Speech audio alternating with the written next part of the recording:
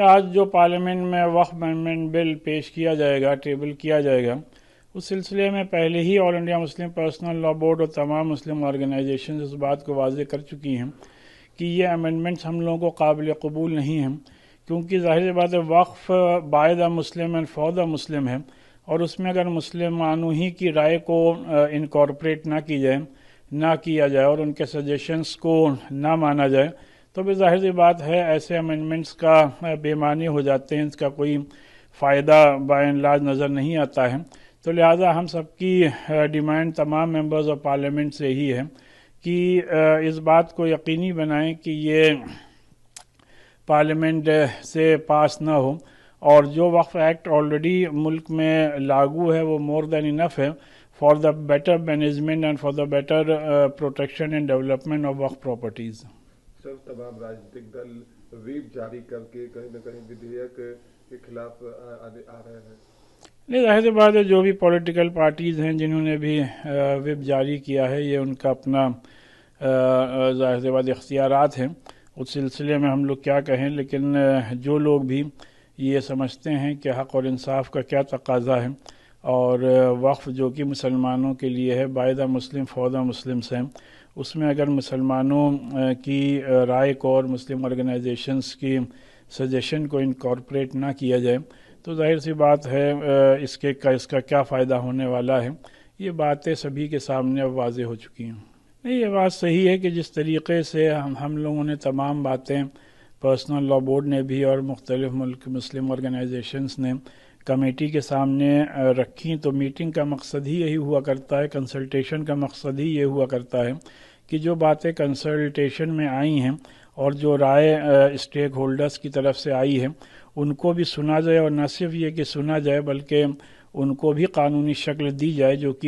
کہ افسوس کی بات ہے نہیں ہوا ہے۔ دیکھیے، آل انڈیا شیعہ فضلہ بورڈ نے باقاعدہ اپنا بیان پوری طریقے سے واضح کر دیا ہے، اور جے پی سی کے سامنے بھی اپنا پکش آل انڈیا شیعہ فضلہ بورڈ نے رکھ دیا ہے۔ جس طریقے سے بل کو آج ٹیبل کیا جانا ہے اور 8 گھنٹے اس کے اوپر بحث ہونا ہے، تو ابھی دیکھتے ہیں، بل کو آنے دیجیے، بل آئے گا تو بل آ کے دیکھتے ہیں کہ اس کے اندر کیا ہوتا ہے، کیونکہ ابھی تو ہمارے سامنے کوئی چیز ہے ہی نہیں۔ جب ہمارے سامنے کوئی چیز ہے ہی نہیں تو ہم چرچا کائے کی کریں۔ آل انڈیا شیعہ فضلہ بورڈ نے باقاعدہ جو سجھاؤ دیے ہیں وہ سجھاؤ آل انڈیا شیعہ فضلہ بورڈ کے پاس موجود ہے۔ ہم دیکھتے ہیں کہ اس سجھاؤ کو مانا گیا ہے کہ اس سجھاؤ کو نہیں مانا گیا ہے، یا اس سجھاؤ کو نظر انداز کیا گیا ہے۔ لہذا ابھی بل آتا ہے، بل آنے کے بعد میں ہم دیکھتے پھر ہمارے پاس بہت سے راستے ہیں، یہ نہیں ہے کہ آج اگر تو بل پاس ہو جاتا ہے تو آج سارے راستے ہمارے پاس ختم ہو جاتے ہیں۔ سارے راستے ختم نہ ہو کے ہمارے پاس میں ابھی بہت سے راستے ہیں، ان راستوں کے اوپر وچار کیا جائے گا۔ کچھ راجنیتک دلوں نے ویپ جاری کیا ہے اور بل کا کہیں نہ کہیں وروध کیا ہے۔ دیکھیے، جہاں تک کہ بل کے وروध کی بات ہے، جو راجنیتک دل کر رہے ہیں وہ اپنی راجنیتک روٹیاں سینکنے کی بات کر رہے ہیں، پوری طریقے سے جو وپ جاری کر کے روٹیاں سینکنے کی بات کر رہے ہیں۔ اور میں باقاعدہ یہ بات کہتا ہوں کہ دیکھیے، ستہ کی پارٹی ہے، پارٹی کا ستہ میں پورا پورا بہومت ہے ہاؤس کے اندر، لہذا جب پورا بہومت ہے تو میں یہ سمجھتا ہوں کہ اس کے اوپر ادھم چکری کرنے سے کوئی فائدہ نہیں ہے،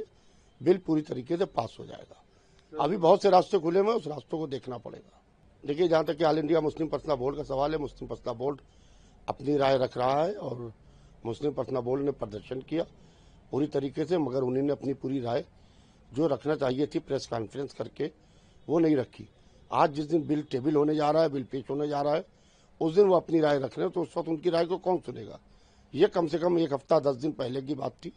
کہ 1 ہفتہ 10 دن پہلے پریس کانفرنس کر کے باقاعدہ اپنی رائے کو رکھنا چاہیے تھا۔ مگر اب یہ بل آ جانے دیں، جب بل آ رہا ہے تو اس کے بعد میں دیکھتے ہیں۔ ابھی ہمارے پاس سپریم کورٹ کا دروازہ ہے، سرکار سے پناہ وچار کا دروازہ ہے، بہت سے دروازے ہیں، ان دروازوں کو ابھی کھٹکھٹایا جائے گا، لہذا اس پر گھبرانے کی اور پریشان ہونے کی ضرورت نہیں ہے۔ میں امید رکھتا ہوں کہ انشاءاللہ وقف سنشودھن بل پارلیمنٹ میں آج پاس ہو جائے گا، اور میں خدا سے یہی دعا کرتا ہوں کہ اللہ اس کو پاس کرا دے تاکہ مسلمانوں کی غربت کا خاتمہ اس بل کے ذریعے ہو جائے۔ چونکہ ہمارے بزرگوں نے وقف کی تھی زمینیں، اس لیے وقف کی تھی کہ غریب، کمزور، لاچار، یتیم، بیوہ مسلمانوں کی اس سے ہونے والی آمدنی سے مدد ہوگی، ان کی خود کفالت ہوگی، ان کی ترقی ہوگی، ان کی فلاح و بہبود کے لیے کام ہوں گے، ان کے جن کلیان